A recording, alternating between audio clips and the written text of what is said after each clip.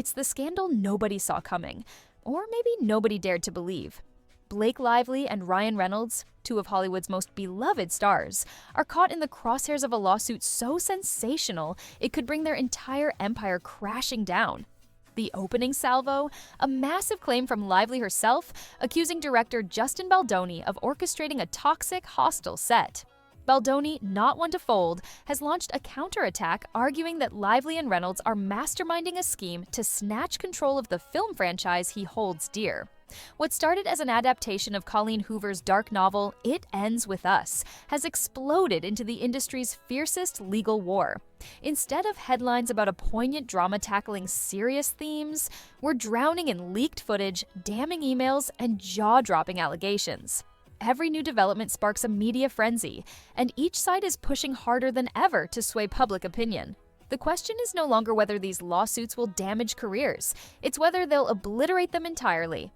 Behind the courtroom walls, tension seethes. Baldoni's attorneys have flooded the docket with evidence, text messages, timelines, and ominous suggestions that Lively manipulated everything from costuming to final edits. Her team, on the other hand, insists she had no choice but to assume control when Baldoni allegedly failed to foster a professional work environment. But the judge's recent move, denying Lively's request for a gag order, means every one of these ugly details will continue to surface. And once the public sees the raw, unfiltered proof, there might be no going back for anyone involved. It's not just reputations at stake. We're talking about a potential $400 million meltdown. Big projects, sponsorships, and entire business ventures have already crumbled under the weight of mounting accusations. Baldoni lost his agent, suffered broken deals with top studios, and watched his once-rising career descend into chaos. Lively's challenges might be subtler for now. She's a certified A-lister after all. But the cracks are forming.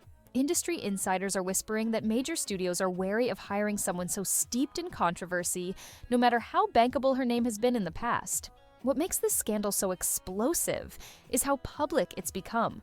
Lively, known for her impeccable red carpet presence, tried to contain the fallout by clamping down on Baldoni's attorney, Brian Fredman.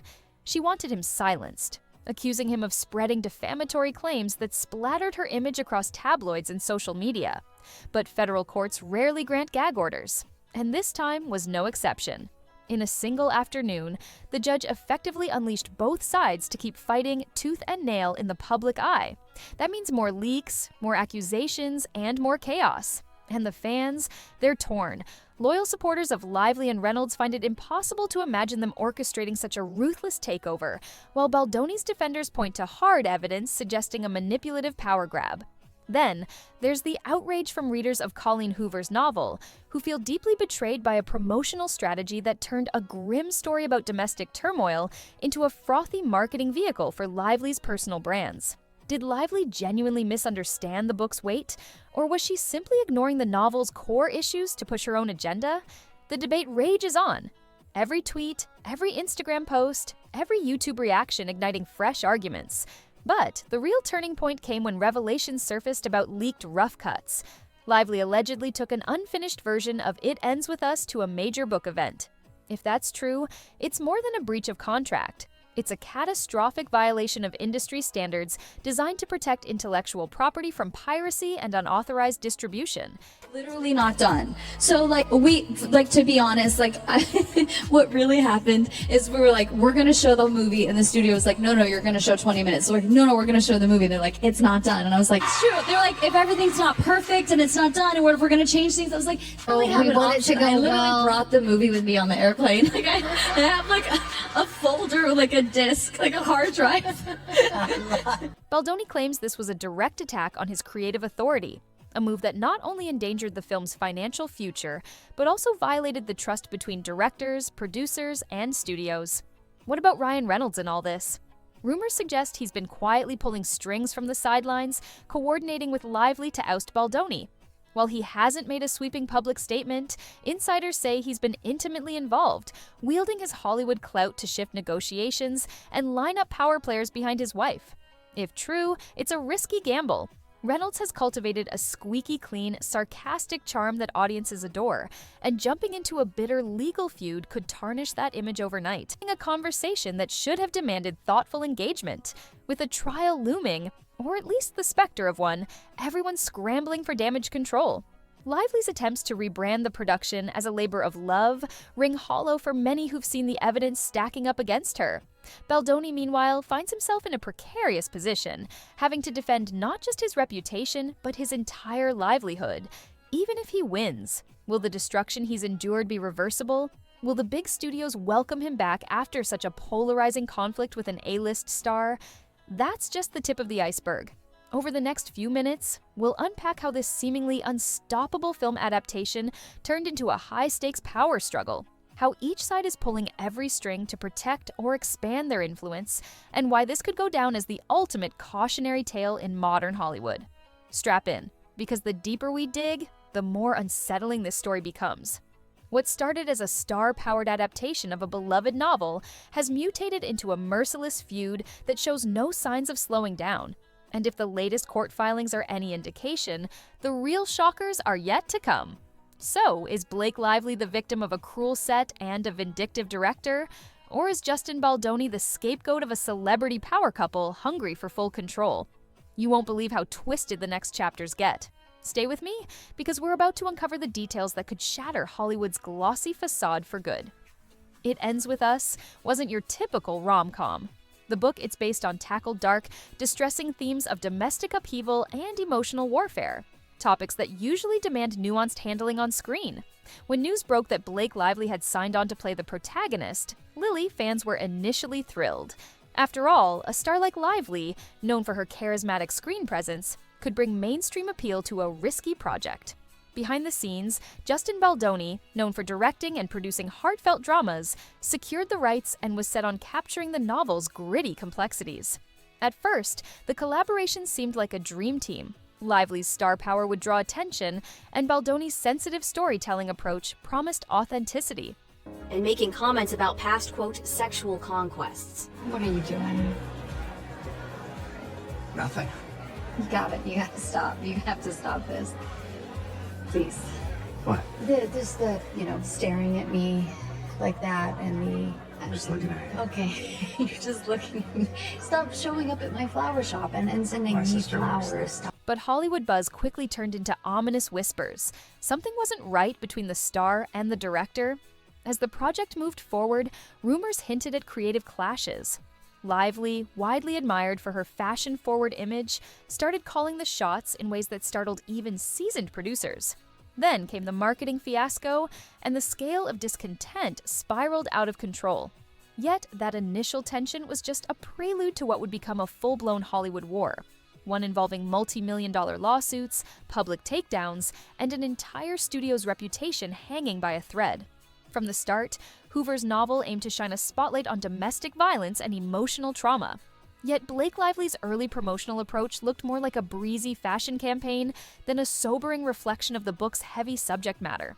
She peppered social media with images of bright floral dresses, playful behind-the-scenes snaps, and teasers that felt more in line with a romantic comedy. Fans who knew the novel's serious message erupted online. They demanded that the film's marketing reflect the gravity of the storyline. Instead of acknowledging the controversy, Lively leaned further into promoting her personal brand, pushing her hair care line and alcohol products at the same time. Critics slammed her for trivializing a story centered on domestic abuse with glossy endorsements. As the uproar grew, even Lively's own colleagues questioned her approach. Industry insiders suggested she believed a personal touch would broaden the movie's appeal. But for many devoted readers, and some insiders, her rosy spin felt disingenuous. By the time official trailers debuted, the damage had been done. Viewers started to wonder, who was really in control of this project? Baldoni, the original director, or Lively, who seemed to dominate every decision? Just when it seemed the controversy might fade, Lively escalated things by filing a $250 million lawsuit against Justin Baldoni and his production company. She painted a harrowing picture of an oppressive, hostile environment on set, insisting she was targeted and that Baldoni's team orchestrated a smear campaign to protect him and discredit her. Against workplace harassment? Or did she realize she needed a dramatic pivot to distract from her ill-received marketing? Before anyone could piece together the answers, Baldoni launched his own legal counterstrike. Baldoni's countersuit, rumored to be worth up to $400 million, accused Lively of engineering a false misconduct narrative to seize the film's rights. He alleged she and Ryan Reynolds sought total creative control, not just for It Ends With Us, but also for its sequel, It Starts With Us. His case laid out a startling picture. The moment Lively arrived on set, she overhauled costume design at enormous cost, replaced editors with her own hires, and even carried away an unauthorized rough cut of the film to screen at a major book event. According to Baldoni, these actions weren't just power plays, but blatant breaches of contract that endangered the film's security and undermined his leadership. Baldoni's camp then released emails, text messages, and interviews in which Lively seemingly admitted to rewriting scenes and reshaping the film's direction. Her public statements, from podcasts to red carpet interviews, portrayed her as far from a passive victim. Rather, she often came across as the one steering the ship. For fans, the picture grew murkier. If the work environment was genuinely toxic, why was Lively so deeply involved in every major decision? Her lawsuit and Baldoni's countersuit spun a web of accusations that became ever more convoluted as each side leaked more evidence to bolster their claims. Hoping to contain the damage, Lively's legal team filed for a gag order to stop Baldoni's attorney, Brian Fredman, from publicly releasing more damaging materials. But in a blow to Lively's strategy, a federal judge refused to seal the details. With no gag order in place, Baldoni's camp had free rein to continue publishing their side of the story, including behind-the-scenes footage and revealing text chains. What emerged were allegations that Lively tried to coerce Baldoni's team into releasing a public statement accepting full blame for any production troubles, effectively exonerating her. When they refused, tensions escalated further. Some employees described an atmosphere where Baldoni felt he had to tiptoe around Lively's demands or risk being banished from key events and promotions. Public reaction split. Lively's longtime fans argued a powerful woman like her naturally commands authority, and men in the industry might misinterpret assertiveness as aggression. Baldoni's supporters countered that the victim label didn't quite fit someone who wielded near-total creative control. The alleged forced apology took things to a new level. Documents revealed that Lively's camp drafted a statement for Baldoni and Wayfarer Studios to release, essentially falling on their own sword and praising Lively for her professionalism. Baldoni refused, seeing it as an attempt to shift blame for Lively's marketing slip-ups and the public backlash onto his shoulders. Then, there were claims that Baldoni was barred from major publicity events or made to leave before Lively arrived. He was effectively invisible in promotional materials, fueling suspicion that Lively and Reynolds wanted him out of the picture entirely. If true, these tactics pointed to a coordinated effort to diminish Baldoni's creative ownership and paint Lively as the sole driving force behind the film. With every new leak or court filing, skepticism about Lively's narrative intensified.